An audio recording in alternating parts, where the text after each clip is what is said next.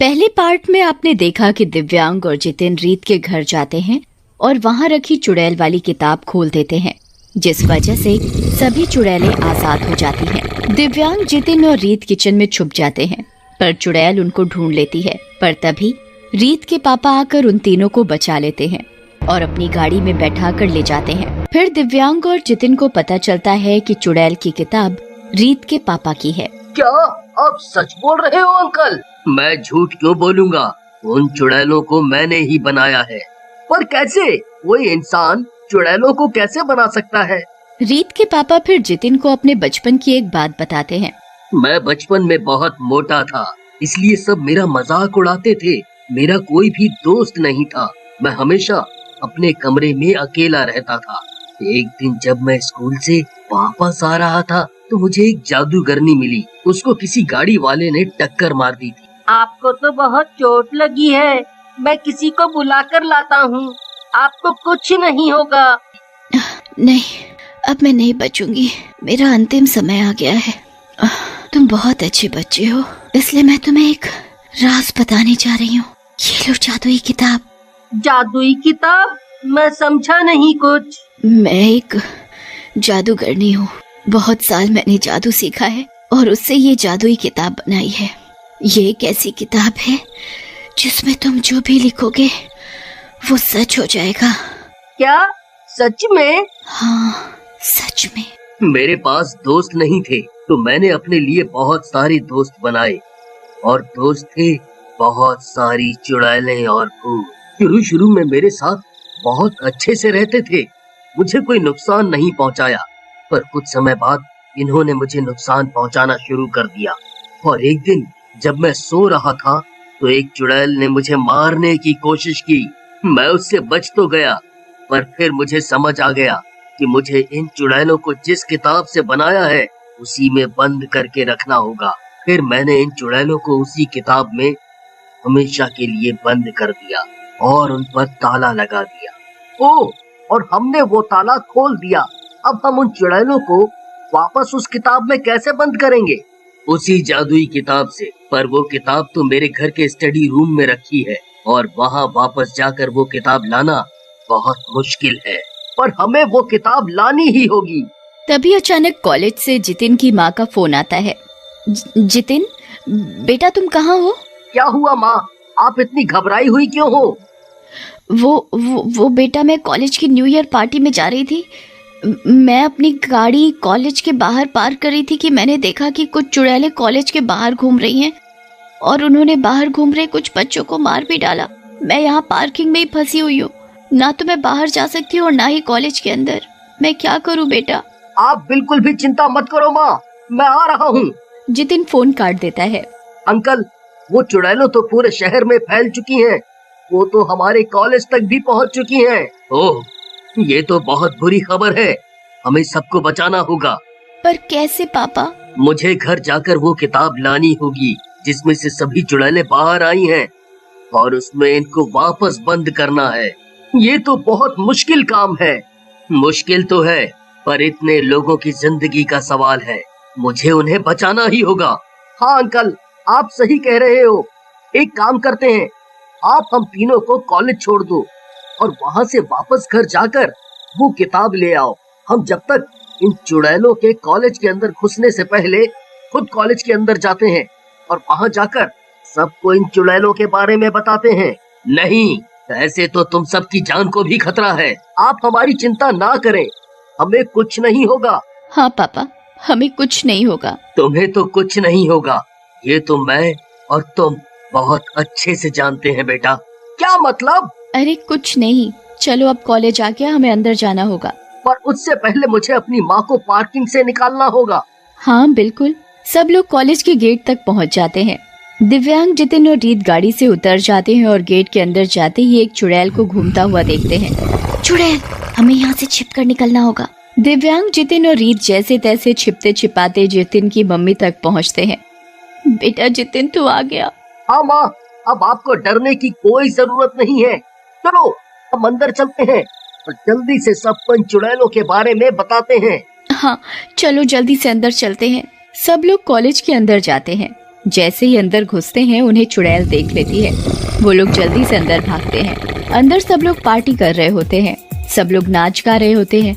जितिन और दिव्यांग सबको चुड़ैल के बारे में बताने की कोशिश करते हैं, पर सब डांस करने में इतने मगन होते हैं कि कोई उनकी बात पर ध्यान नहीं देता।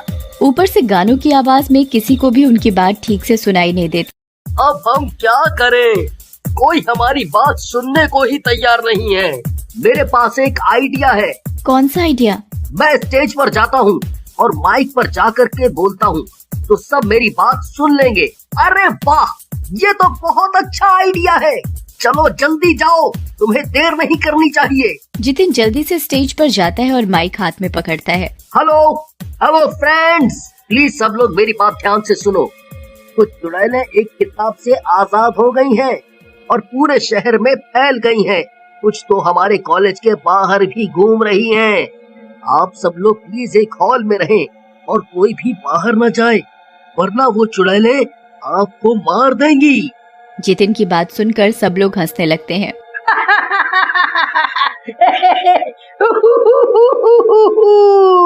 ये क्या मजाक है जितिन? आज न्यू ईयर है, कोई अप्रैल फूल नहीं।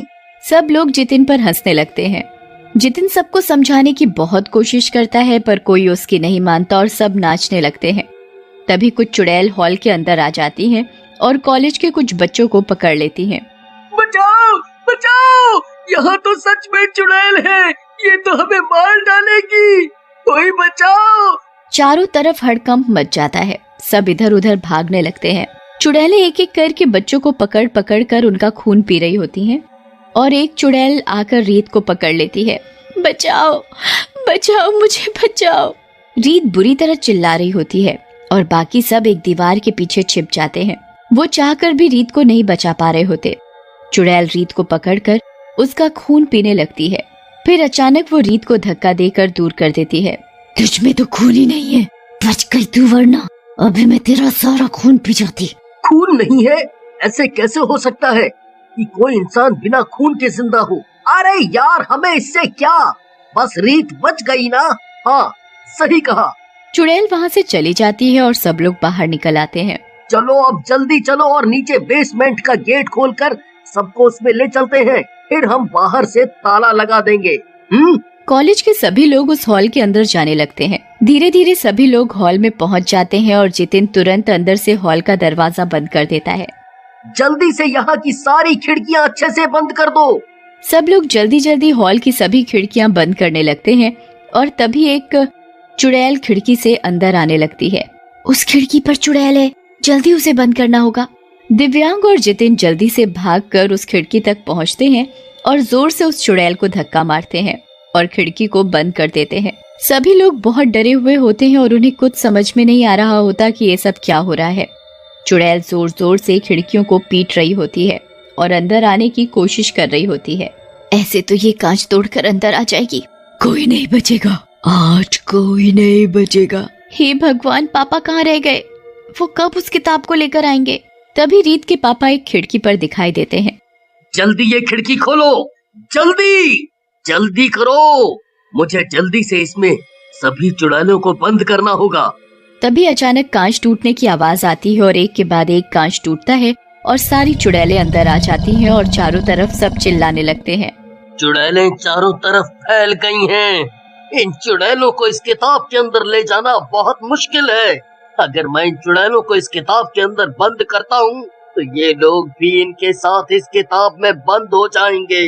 बस अब एक ही तरीका बचा है, एक ही तरीका। वो क्या? इस किताब के खत्म होते ही सभी चुड़ैलें इसके साथ खत्म हो जाएंगी। तो क्यों ना आप इस किताब को ही जला दें? नहीं, कभी नहीं, मैं ऐसा नहीं कर सकता। पर क्यों? आपको इस किताब का इतना लालच है कि हमारी जान की भी परवाह नहीं कर रहे हैं आप। मुझे परवाह है और मुझे कोई लालच नहीं है, बस बात कुछ और है। क्या?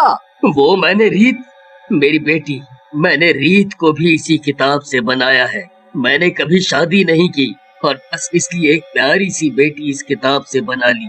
और अगर मैं ये किताब नष्ट करता हूँ तो रीत भी उस किताब के खत्म होते ही खुद ब खुद खत्म हो जाएगी।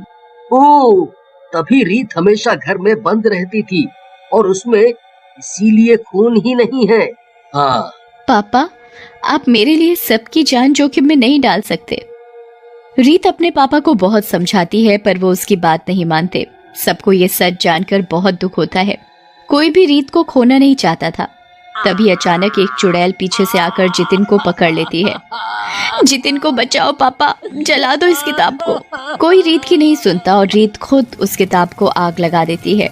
किताब में आग लगते ही सारी चुड़ैलें एक एक करके उस किताब में जाकर जलने लगती हैं और कुछ ही पलों में सभी चुड़ैलें किताब में जल जाती हैं। रीत भी उस किताब में जलने ही वाली होती है और तभी जितिन अपने हाथ से आग बुझा देता है। किताब का आखिरी पन्ना जलने से बच जाता है, जिसके साथ ही रीत भी उस किताब में जलने से बच जाती है।